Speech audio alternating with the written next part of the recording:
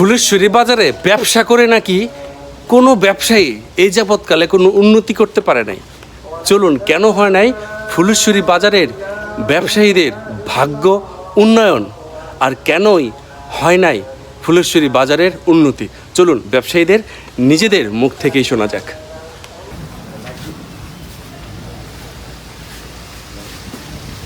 আসসালামু আলাইকুম মামা। ওয়ালাইকুম আসসালাম ওয়া রাহমাতুল্লাহি ওয়া বারাকাতুহু। আলহামদুলিল্লাহ মামা।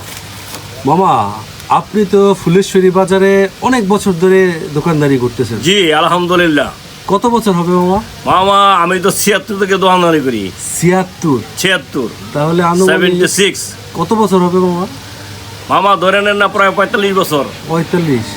45 থেকে 50 এরকম অলমোস্ট। 45 তো হয়ে গেছে অলরেডি। হয়ে গেছে না? রিটায়ার হয়ে গেছে। রিটায়ার্ড হয়ে গেছে। হ্যাঁ রিটায়ার হয়ে গেছে। এখন মামা, জি ফুলেশ্বরী বাজারে ব্যবসা করে হ্যাঁ কেউ কি সত্যিকার অর্থে সংসার চালাতে পারে? মামা খুব খুব কষ্টের মধ্যে আছি, এটা বলার বাইরে। আচ্ছা। আমরা সরকারি কোনো অনুদানও পাই না, কোনো চাইতেও পারি না, টুকটাক কিছু গৃহস্থী করি, তার উপরে চলাফেরা করি।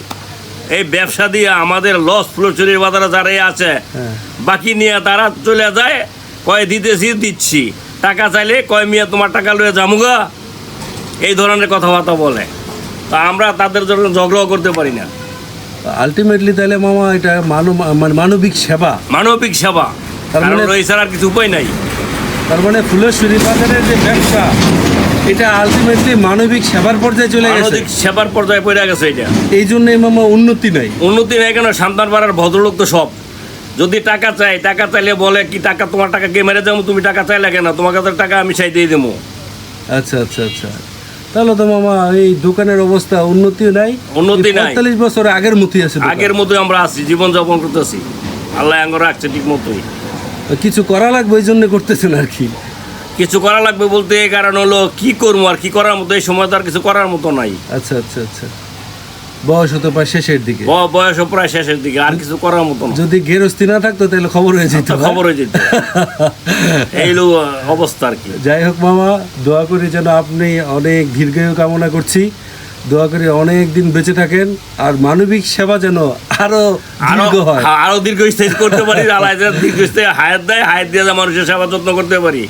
মানুষের খাইয়া টাকা না দিক, তা তো কোনো সমস্যা নাই। যেন সেবাটা যে ভালো সুস্থ হয়ে করে যেতে পারি, চলমান থাকতে পারে। ঠিক আছে মামা, অসংখ্য ধন্যবাদ, ভালো থাকবেন, আল্লাহ হাফেজ, আসসালামু আলাইকুম। আলহামদুলিল্লাহ, আপনিও ভালো থাকেন মামা।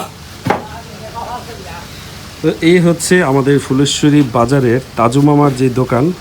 আপনারা দেখতেই পাচ্ছেন যে দোকানটি আসলে সেই আগের মতোই আছে। আমি ছোটোবেলা থেকেই দেখতেছি, যেমন জরাজীর্ণ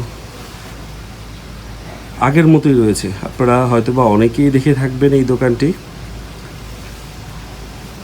তো যাই হোক, যারা এই তাজু মামাকে যারা চিনেন, আমি সে ছোটোবেলা থেকেই ওনার কাছ থেকে আমি সব সময় কেনাকাটা করি। এখনও মামু ভাগিনার যে সম্পর্ক, নিবিড় সম্পর্ক এখনও অক্ষুণ্ণ রয়েছে। সবাই দোয়া করবেন আমার এই তাজু মামার জন্য, যেন উনি অনেক দিন এই দুনিয়ার বুকে বেঁচে থাকে।